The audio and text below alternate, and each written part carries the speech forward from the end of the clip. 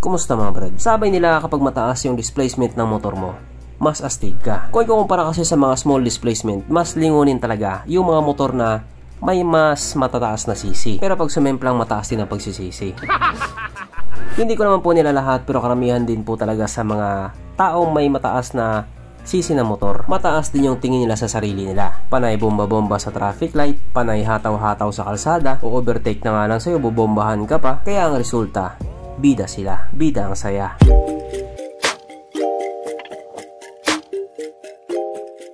Pero syempre bago tayo magpatuloy, kung bago ka pa lamang napadpad dito sa aking walang kwentang channel, huwag ka na mag-subscribe.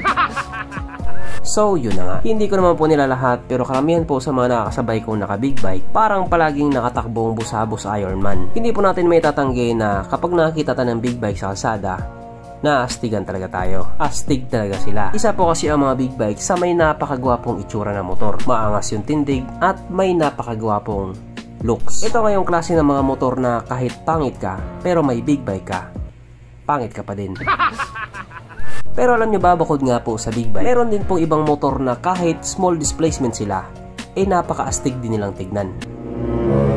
Ito nga po yung mga tinatawag na mini moto. Oo, maliit pero malupit. At isa nga po sa masasabi nating napakaangas or napakalupit na mini moto, walang iba kundi ang isang to, ang Honda Racus 50. Yes po, 50cc lang po siya. Wala man siyang ipagmamalaki sa takbuhan, pero pasasakitan naman nyo yung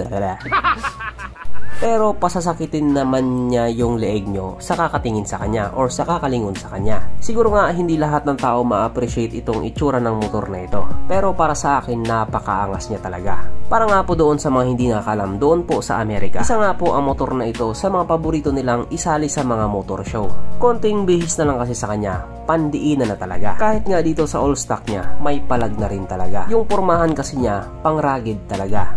Parang pwede siya sa lahat. Pwede siya pang on-in off-road. Kaso nga lang, pagdating sa pabilisan, wala talaga siyang ipagmamalaki. Pero kung chill-chill lang naman ang hanap mo, panalong-panalo na ang motor na ito. Kaya dahil dyan, pag-usapan na lang muna natin kung meron sa motor na ito at kung gaano nga ba talaga siya kaganda. So ito nga po ang napakaangas na Honda Racus na mayroong 49 cubic centimeter engine displacement. 4-stroke single cylinder. Single overhead cam with 2 valves. Carburetor type lang siya, pero ito po ay naka-liquid cooled. Kaya hindi po siya panis sa Honda Click 125. Ang kanyang operation ratio 11.9:1. Pagdating naman po sa kanyang power, ito po mayroong 4.4 horsepower at mayroon nga din pong 3 Nm of torque. At ayon nga po sa mga Amerikano, nag-top speed sa motor na ito, ito po ay kayang tumakbo sa bilis ng 56 kilometers per hour. Pero kapag yan din na sa Pilipinas, panigurado aabot ng 70 kph yan. Aba syempre, ibang usapan na kapag Pinoy na nakasampa.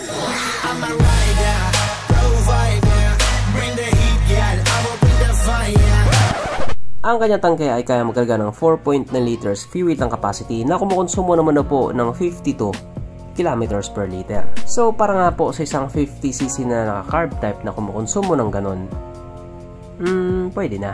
Pero medyo malakas siya ng kaunti. Sabagay, automatic kasi siya. Ang sukat na niyang gulong 120/90/10 sa harap at 130/90/10 naman sa likuran. Syempre paras po ito naka-tubeless. Pagdating naman po sa kanyang braking system, ito medyo may pagka-old school. Kasi nga po, ito po ay naka-drum brake sa harapan at drum brake din po sa likuran. Baka maghanap ka pa ng ABS dyan, Brad. Sobra ka na talaga. Ang kanyang seat height ay may taas sa 734mm at 144mm naman ang kanyang ground clearance. At ang motor nga po na ito ay may kabuuang bigat na 87 kg. So para nga po sa isang 50cc na tumitimbang ng ganon, medyo may kabigatan na rin po talaga siya. Pero kasi kung titignan mo naman yung itsura niya, maiintindihan mo rin kung saan nanggagaling yung mga bigat niya. Mapunta naman po tayo sa iba pa niya mga features. So ang mga ilaw nga po sa motor na ito, nakahalo din pa po. Tapos bulb type din yung kanyang mga signal lights. Kahit nga po 2024 na ngayon, medyo may pagka old school pa rin talaga itong motor na ito. Kung titignan mo kasi yung ilaw niya, yung dalawang bilog, makaluma talaga yung ganyang pormahan. I mean classic na classic. Yung klase kasi hindi talaga naluluma yan. Tapos yung kanyang manibela naka naked handlebar pa, kaya nagpadagdag talaga sa pagiging astig niya. Ang kanyang gauge panel, syempre ito po ay merong maliit na analog. O diba, ang cute lang niyang tignan, minimalist. At syempre hindi po ito nakakilis, disusi pa din po siya. At ang isa nga po sa mga pinaka-importante, may kickstart pa din po siya. O diba, kahit 2024 na, may kickstart pa din siya. At kung mapapansin nyo nga po yung underseat niya, wala po siyang compartment, naka-open lang po siya. Pero kahit nga po naka-open yan, pwede ka pa din namang maglagay ng mga gamit dyan. Basta itatali mo lang. Girlfriend mo may saltik, pwede dyan. Pero ito talaga ang pwede. Sapagkat nandito na nga po tayo sa exciting na part, ang kanyang mga suspension. So sa harapang bahagi nga po, ito ay ginamitan ng telescopic fork.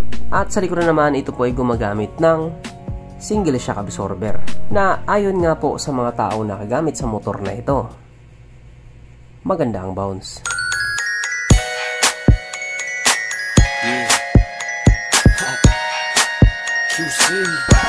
At dahil alam kong gusto mo pa, meron pang isa.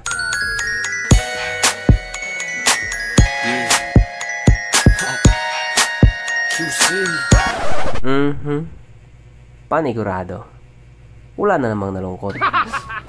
At dahil wala nga po nalungkot, alam na po natin kung present nga ba sa motor na ito yung tatlong pinaka-importanting features. So, una na nga po dito ang kanyang lagayan ng istalyon. At nakalungkot man po sabihin, wala po siyang ganon. Wala siyang lagayan ng istalyon. Pangalawa, wala din po siyang sabitan ng pulutan. At oras na nga po para sa ating Red Horse check, ang pinaka-importanting feature sa isang motor. At ayon nga po sa aking masusing pag-aanalisa, ang motor na ito ay kaya magkarga ng 2 kahong Red Horse.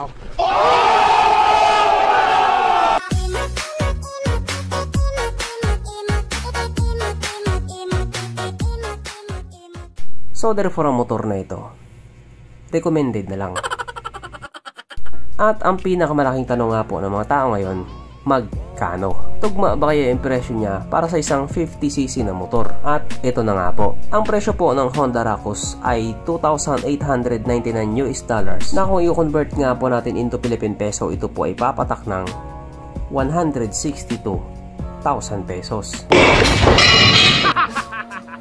So malinaw nga po na may kamahalan talaga siya. Hindi po talaga nakakatuwa yung presyo niya. Pero kasi lagi po nating tatandaan, yun po ay presyo sa Amerika.